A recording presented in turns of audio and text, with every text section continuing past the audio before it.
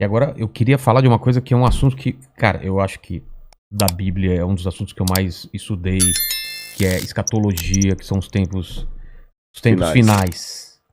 O que está acontecendo? A gente está vivendo os tempos finais, há sinais, segundo a Bíblia, proféticos, e a gente não falou dessa pedra também. Tá, isso aqui é uma coisa simples, depois eu falo dela. Tá bom.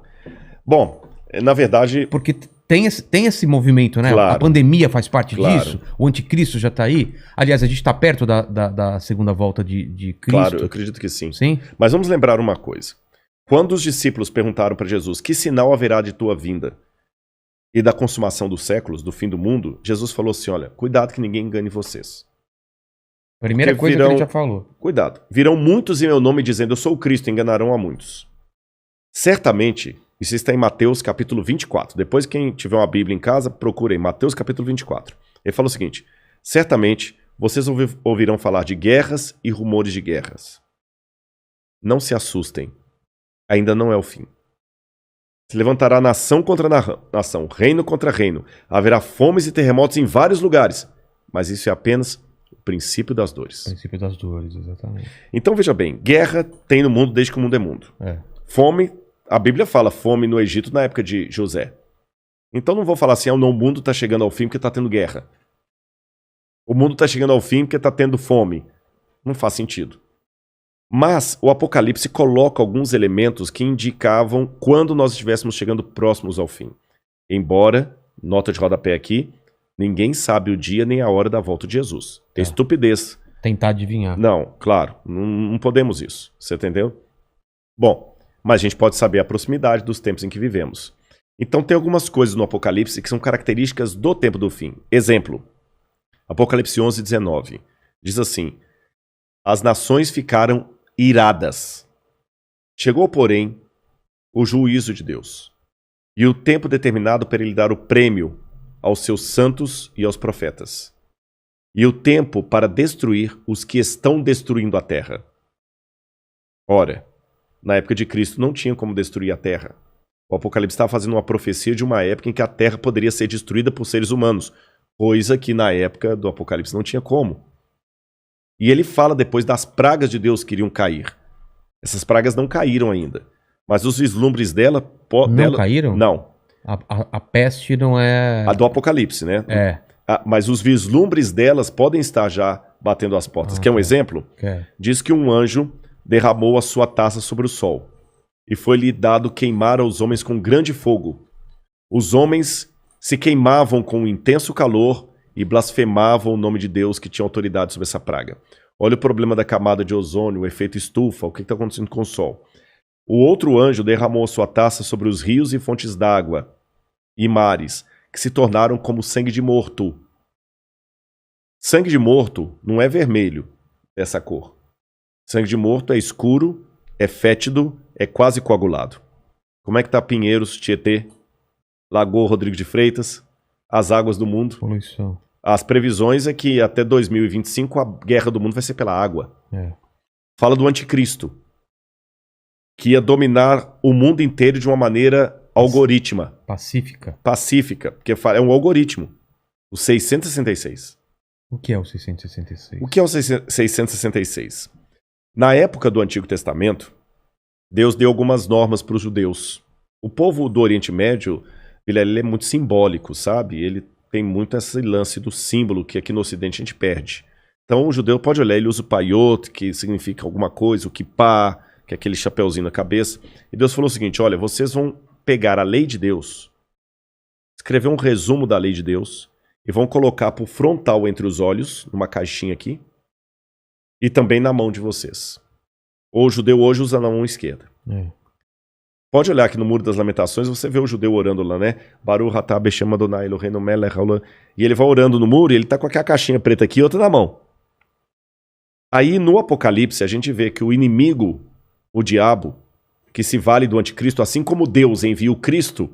o anticristo é a versão do Cristo pro demônio. Pro demônio, o anticristo. Ele faz uma paródia de Cristo. Aí, como Deus no Antigo Testamento pediu aos judeus para ter a lei de Deus na testa e na mão, o anticristo coloca também um sinal, uma marca, na testa e na mão. Então significa uma época em que a lei de Deus vai ser questionada. Nessa época em que a lei de Deus for questionada, diz o Apocalipse, ninguém poderá comprar nem vender, senão aquele que tem a marca da besta e o número do seu nome. Ora, esse número é 666. Aí muita gente pega isso e fala o seguinte, então vou começar a calcular, Hitler dá 666, o Papa, o Saddam Hussein, Bill Gates, até a Ellen White, que é uma pioneira do Adventismo, ela dá 666, mandíbula, todo dá 666, né? No grego está o seguinte, aquele que tem entendimento, calcule. E essa palavra calcule no grego ali é a mesma palavra para faça a contabilidade daquilo que o anticristo vai fazer. E o que o Apocalipse deixa bem claro é que o anticristo vai ser a revigoração do Império Romano, que era o inimigo do povo de Deus. E por que 666? Na cultura da Babilônia, o 6 era o número base para você fazer qualquer cálculo. Era um número divino. Tanto é que quando Nabucodonosor ergue uma imagem, ela tinha 60 côvados por 6. 60 por 6. O 6 era um múltiplo divino. E ali você tem o 666, múltiplo de 6. Agora o Apocalipse fala que ele vai controlar a economia. Os povos da terra vão segui-lo. Ninguém vai poder, falando quem pode pelejar com ele. E o que nós estamos vendo agora é um mundo caminhando pela primeira vez na história para uma unificação mundial. De moeda? De tudo. Parece até teoria da conspiração que eu vou falar, mas não é. O mundo está caminhando para uma unificação. Rodrigo, mas nunca. Aqui no Brasil mesmo a gente vê a briga dos de esquerda com os de direita. O pessoal não está entendendo. Essa unificação não significa unificação de mente, mas unificação de propósito. Que é um exemplo que o mundo pode se unir por um propósito, apesar de se odiar mutuamente? Pandemia. A pandemia. Exatamente. O Irã está usando máscara, Israel também está usando máscara. Os palestinos estão jogando foguete lá em Israel, o Hamas, mas o israelense está usando máscara, o palestino também. O egípcio está usando álcool em gel, o iraniano está usando álcool em gel, o americano está usando álcool em gel, o russo está usando álcool em gel, então o Putin está usando álcool em gel. A mesma coisa o presidente do Brasil, o presidente da Argentina, da Venezuela, o mundo parou. Então é possível essa união do mundo inteiro em algumas coisas mesmo. Ela não só é possível, como ela é um caminho sem volta. Por que está falando tanto em criptomoeda? Nós já estamos passando por uma transição do dinheiro. Dinheiro de papel, né? De papel, você entendeu? Dinheiro baseado em tesouro nacional. E o mundo hoje precisa. Isso aqui não é uma defesa do Rodrigo, não é um desejo do Rodrigo. Eu estou falando de uma tendência. Tendência.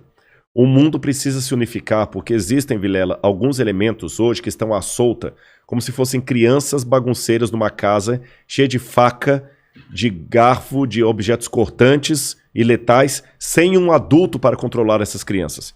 Você jamais faria isso.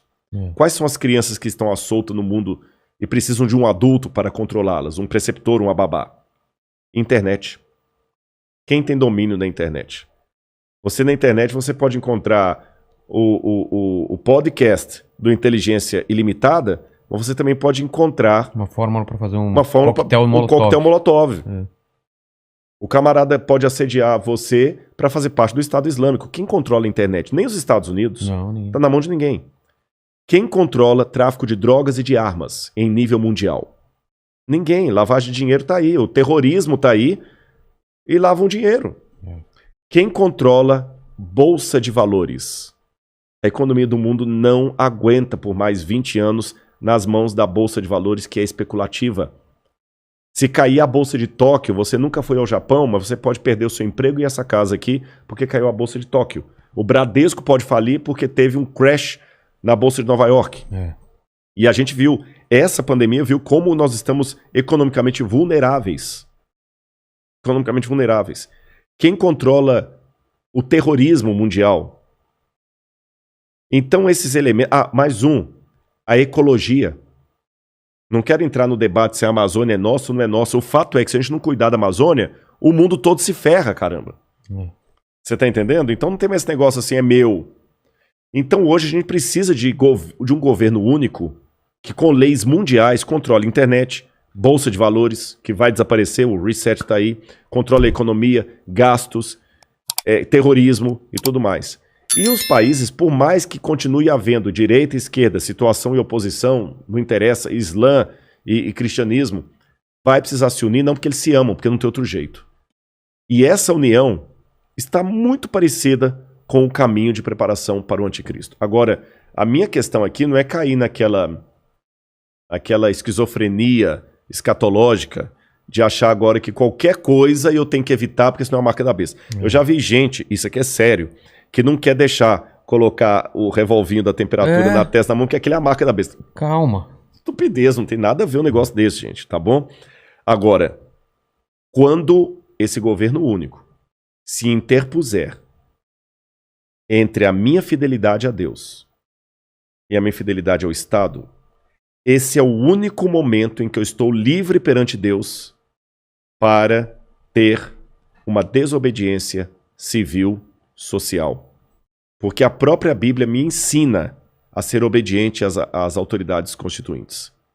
Mesmo quando Nero estava no poder, Pedro escreveu: respeitem as autoridades constituídas. A César o que é de César. Dai César o que é de César. Pague os impostos. Seja um bom cidadão. Que a crise não venha por culpa de vocês. A Bíblia me ensina a ser um bom cidadão.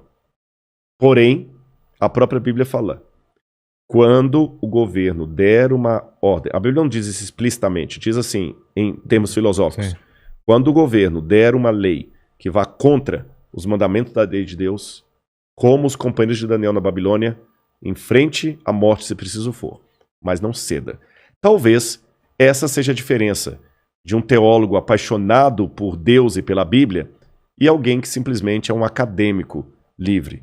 Porque que especialista em literatura inglesa, em sã consciência, teria coragem de morrer por sua interpretação de Shakespeare? Mas a Bíblia é um livro que já levou muitos ao martírio para não abrir mão daquilo que a Bíblia ensina. Falou que a segunda vinda de Cristo está próxima. Mas, segundo os eventos, o anticristo chega antes. Chega antes. Ele antecede a volta de Jesus. E já está por aqui?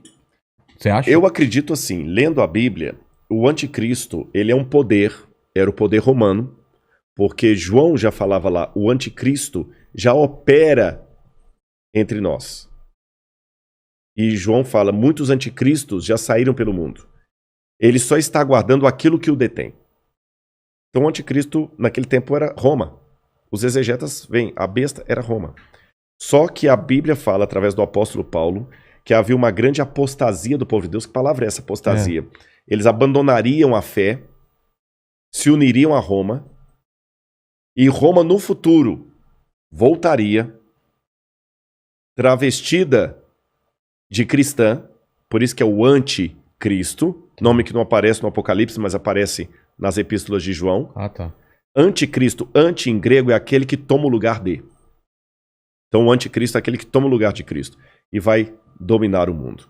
Então a minha sugestão para todos é o seguinte, fiquem atentos às propostas governamentais.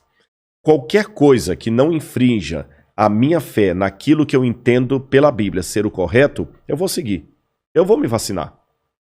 Eu não vou ficar caindo em teoria da conspiração. Mas a vacina é uma maneira de aniquilar 1/3 da humanidade. Eu acho que vai ser muito mais fácil eu vou me vacinar. Só não vou tomar a Coronavac, né? Que está questionada aí, senão eu não posso entrar em Israel. Mas eu vou me vacinar. Israel não aceita. Não aceitou. Muitos países da Europa não aceitam a Coronavac. Né? Lamento o Butantan aí, mas a menos que mude o cenário, a Coronavac não está sendo aceita. A Pfizer, ou a Moderna, ou a outra, lá de Oxford. Essas são aceitas. Mas eu vou me vacinar. Você está entendendo? Agora, não vou cair em teoria da conspiração. Agora, o dia que houver uma lei que se interpuser entre a minha fidelidade e aquilo que Deus pediu de mim, aí eu estou disposto a enfrentar até a morte.